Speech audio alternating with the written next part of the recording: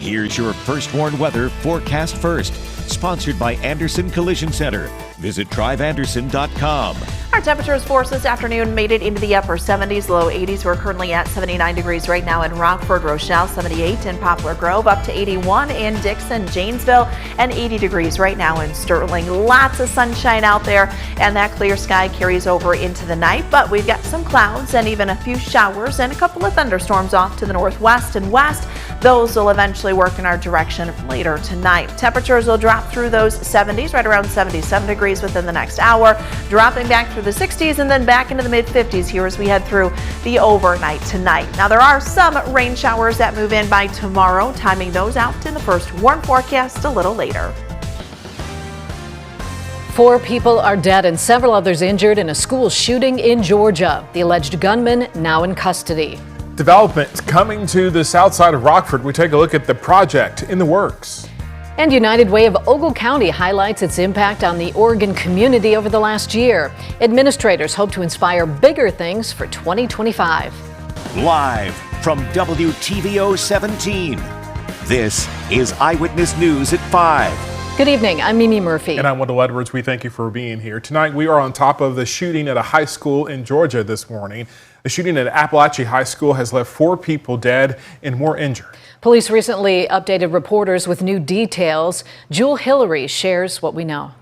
Just before 10:30 Wednesday morning, cell phone video captured Appalachia High School students in Winder, Georgia, hiding in a classroom while an active shooter entered the building. I was scared, but it's okay. I'm good now. And it was just really, you never think that's going to happen to you until it does, and then you're just scared. You don't know what to do. The director of the Georgia Bureau of Investigation says 4 people are dead and 9 others are injured. Of those that are deceased, 2 were students and 2 were teachers here at the school. The suspect, identified as a 14-year-old Appalachia student named Colt Gray, surrendered and was arrested shortly after police arrived on scene. He has been taken into custody. He will be charged with murder and he will be tried as an adult. This video from the Citizen app shows students sheltering in the school's football field, reuniting with family and friends as police swarmed the school with a student population of 1,900. I have asked the assistance of the GBI and the agencies here behind me today, and there are multiple agencies that responded this morning to help us and help the sheriff's office. Shortly after the chaos unfolded, U.S. Attorney General Merrick Garland shared his sympathy from Washington, D.C. I'm devastated for the families who have been affected by this terrible tragedy. The Justice Department stands ready to provide any resources or support. The president and vice president have been briefed. As the president has said time and time again, this is not normal. This is not normal. That was Jewel Hillary reporting. Freeport police are on the scene of a standoff with an armed man at Hosmer Apartments. A witness tells us shots have been fired from the 10th or 11th floor of that building. Officers are asking the community to stay away from the area. Police Chief Chris Schenberger released a statement saying, quote, "Our officers responded to the scene Wednesday morning and have been working with the community to ensure safety for all. An individual was reported as shooting a firearm, and our trained professionals are now working to completely eradicate the scene of potential for harm." The Salvation Army in Freeport's opened its doors to anyone displaced due to the incident. This is an ongoing investigation. We will bring you more information as we receive it. A woman is in custody accused of pointing a gun at City of Freeport Street Department workers. Freeport officers were called about the incident yesterday. Police say 34-year-old Kayla Barr was driving a car when she pointed a gun at employees at the intersection of Oak Avenue and John Street. Police found Barr inside a nearby home. During a search of that residence, a loaded semi-automatic pistol and ammunition were found. Authorities say they also recovered what they believe to be methamphetamine and cannabis packaged for sale. Barr's charged with possession of a weapon by a felon, aggravated unlawful use of a weapon, aggravated assault, possession of methamphetamine, and possession with intent to deliver cannabis. Barr was arrested and taken to the Stevenson County Jail. Overnight, Rockford Fire was called to a residential fire on Lawndale Avenue. You can take a look at the images right here. Fire officials say this fire was under control within 13 minutes. The fire department said no one was injured. The cause is still under investigation. Now, according to authorities, the Red Cross is assisting those residents that were displaced. An 18-year-old Sterling man's arrested after running from police. Leland Stevenson was taken into custody last night. He's charged with aggravated unlawful use of a weapon and illegal possession of alcohol, along with resisting a peace officer. Police say when they tried to talk to Stevenson, he ran off. He was apprehended a short time later. Officers say they found a handgun on him during the arrest. Stevenson was taken to the Whiteside County Jail. South Main Street is getting some renovations this fall, including expanding one museum's historic barn. Blake Dietz learned about the developments coming to the city's southwest side. Blake, what can you tell us? Yeah, Mimi Wendell, excitement is brewing in the 5th Ward, from renovations to the Ethnic Heritage Museum to an apartment complex nearing completion. And that's not to mention the ongoing work at the former Barbara Coleman site. 5th Ward Alderman Gabrielle Torino says she wasn't always this optimistic, saying the difference in momentum from just a few years ago to today is felt from leaders to residents. Now, she says they're focused on completing projects and continuing to revitalize the area. This area hasn't seen some large development projects in quite a few years. So it's incredible to see that. It's incredible to see our side of town finally getting the attention we feel like we've always deserved. You're seeing a lot of collaboration happening, a lot of attention is coming to the side of town. And again, it's long overdue, but we are very, very excited about it happening. Now, Torino adds another development that could revitalize the area is a train station for the future rail line connecting Rockford and Chicago. A public meeting about that project is being held next Tuesday at 4 p.m. in Veterans Memorial Hall. Mimi, Wendell. Blake, thank you. United Way held a celebration highlighting its work over the past year. United Way of Ogle County is calling it a campaign celebration luncheon. The event is aimed to be an uplifting and inspiring gathering, looking back at the positive changes made in 2024. Rock River Center was the host as many awards were handed out to those who positively impacted the community. Every year, United Way of Ogle County goes out in the community and we raise funds to go directly back to the community. So all of our donations are 100% local. They stay right here in Ogle County. And with the funds that we raise, we're able to support 20 nonprofit organizations in Ogle County. United Way helps a wide range of nonprofits, as she just said, that focus on health, education, and financial stability. We are inching closer to the first presidential debate. Coming up next, we'll take a look at how the candidates are preparing ahead of it all. And coming up at 6, a federal judge calling portions of the ban on concealed carry law unconstitutional.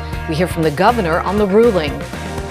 Our temperature today made it right where it should be here for the 4th of September, 79 degrees. That after starting off at 48. We've had some pretty big spreads in our temperatures over the last couple of days. I'll explain why and when we'll see those numbers drop back. Coming up in your most trusted forecast a little later in the newscast. You're watching Eyewitness News, your home team, with Mimi Murphy, Wendell Edwards, Scott Leber, and Chief Meteorologist Candace King. Now to the race for the White House tonight. Both presidential candidates are out on the campaign trail, now less than a week away from their first debate. This morning, Vice President Harris is trying to gain some ground on the economy, as former President Trump is touting new momentum among certain voters. M. Wynn has the latest from Washington. This morning, Vice President Harris heads to swing state New Hampshire, set to unveil a new economic plan, hoping to boost her standing among voters on the issue. She's focusing on small businesses, proposing a tenfold expansion of tax deductions for startup expenses from $5,000 to $50,000, and cutting some red tape, eliminating certain licenses and tax filing requirements to make it easier to start a business. Unlike Donald Trump, I will always put the middle class and working class families first. Always. I come from the middle class. I know what I'm talking about. The latest polls show Harris narrowly leading Donald Trump in most battleground states. But this morning, the former president's campaign out with a new memo touting his momentum, saying compared to 2020 exit polls, President Trump is outperforming with blacks, Hispanics, and even younger voters. Their high-stakes presidential debate now less than a week away. Trump reviewing policy with advisors, including former Congresswoman Tulsi Gabbard, who once challenged Harris herself on stage. In a podcast interview, Trump sounding confident while adding a rare acknowledgement that he lost the last election. I've done well with debates. I mean, I became president. Then the second time I got millions more votes than I got the first time. And I got millions of more votes than that and lost by a whisker. Sources telling ABC News Harris has done at least 2 mock debates.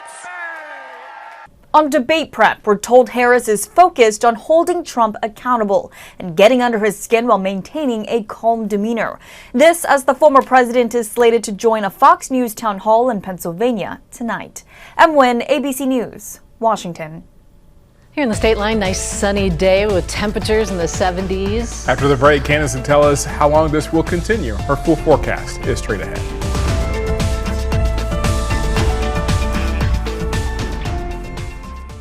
Now, your First Warn weather forecast from Chief Meteorologist Candace King. Well, blue sky as far as the eye can see here for us this evening. We take a live look with our Merseyrail SkyTrack camera out in Rochelle, looking off to the northwest. Plenty of sunshine and comfortable temperatures, too.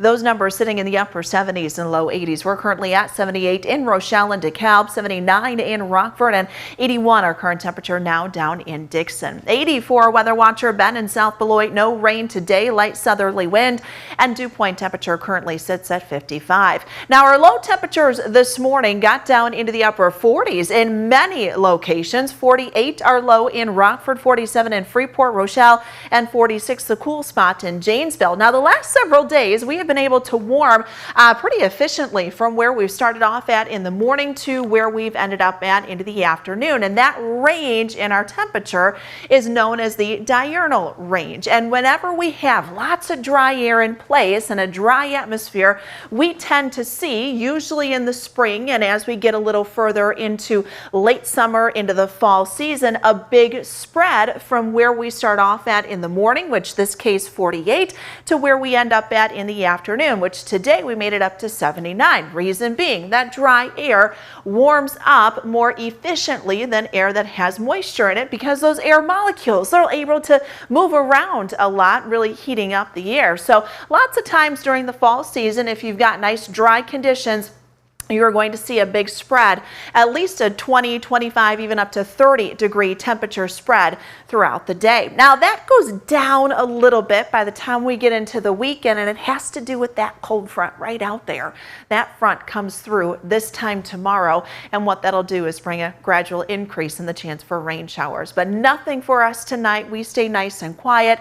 Temperatures won't be quite as chilly. We're in the 50s tonight. We're back into the 80s for tomorrow. That front comes through between about 4 and 7 o'clock tomorrow afternoon, and it will bring a few spotty showers, maybe a rumble of thunder. No severe weather expected with that. By tomorrow night, most of that rain moves out. Cooler air settles in for Friday. We've got cloud cover. I think we'll see sunshine too, but we do have clouds, and that'll build up, and then you've got some instability showers and maybe a clap of thunder too. Just depends on how fast that air can rise throughout the afternoon on Friday. That'll carry over into Friday evening before we clear things out going into Saturday. Saturday's temperatures will start off in the 40s. We don't gain much. We only make it into the 60s by the time we get into the afternoon. But temperatures are going to warm after that. Sunday, we're still below average, but I think we make it into the low 70s. Monday, we're right at average. But look at that. By Tuesday, Wednesday, those temperatures, they're climbing back through the 80s. I think that's where we'll stay through most of next week. So 55 degrees for us tonight underneath a mostly clear sky, a light wind. There may be some patchy fog again tonight, kind of similar to what we woke up to this morning, but don't anticipate that to last too long. 84 for tomorrow afternoon. Tomorrow night we're down to 58, 72 on Friday, 65 on Saturday, and then warming back up and staying mostly dry. We may see a chance for a shower come back in with another system, not a lot of moisture, next Tuesday, Wednesday. Candace, thank you. Wisconsin next with sports. The Packers are another big step closer toward opening their season. They've made the long trip to Brazil. And Scott will give us his preseason picks for the NFC North Division and the Super Bowl.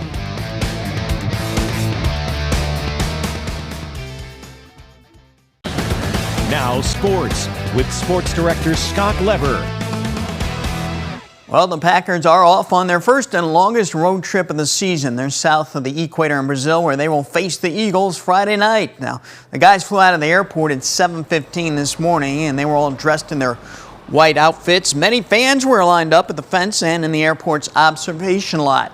It's going to be strange surroundings for the Pack in Brazil and some unusual events happening. Matt LaFleur says his guys just have to lock in on the Eagles.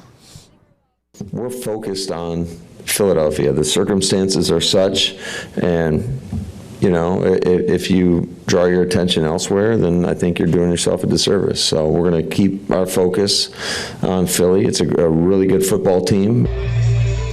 Just know now that the game Friday will not be shown on local TV in Rockford. It's only being streamed on Peacock. NBC wants you to subscribe to Peacock. All right, Caleb Williams is ready for liftoff with his career as the Bears starting QB.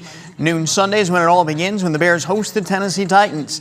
And with it being Williams' first regular season game of his career, he admits he'll take a couple seconds Sunday before the game to soak it all in.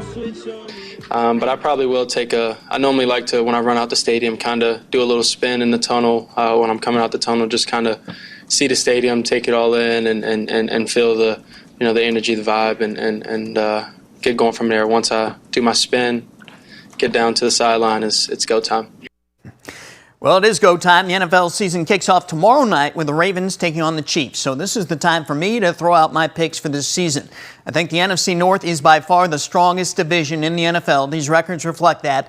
I have the Lions winning the division at 13-4, the Pack going 12-5, the Bears vastly improved at 11-6. The Vikings will go 7-10. It's not that the Vikings are a bad team, but they have to play 6 games against those first 3 teams, and that's tough. In the Super Bowl, I'm going with the Lions over the Ravens, 31-24. Yep, the Lions get their first Super Bowl championship. That's sports. We'll be right back. As much as we've enjoyed these beautiful blue skies, we probably could use a little rain. Yeah, we do need the rain. I mean, it's only 4 days in September. We haven't had any rainfall. I mean, we've got a few showers that come in tomorrow, maybe a tenth, quarter of an inch at most, I think, for a lot of us tomorrow, so it's not a lot. And then after that, still looks pretty dry. So those dry conditions kind of continue there. But we'll take the nicer weather while we have it, because we know that those days are numbered, I think, as we get a little further into the year, right? But I love fall. Yeah, right. Temperatures here for tonight are in the mid-50s. Skies will stay clear. We do see some showers move in. Sometime after 4, I think, is when we can expect some of those rain showers between about 4 and 8, kind of our window time frame. 84 for tomorrow afternoon, 72 on Friday, some spotty showers. A little breezy too, and that'll carry over into the weekend. Thank you, Candace. And thanks for joining us. We'll see you at 6.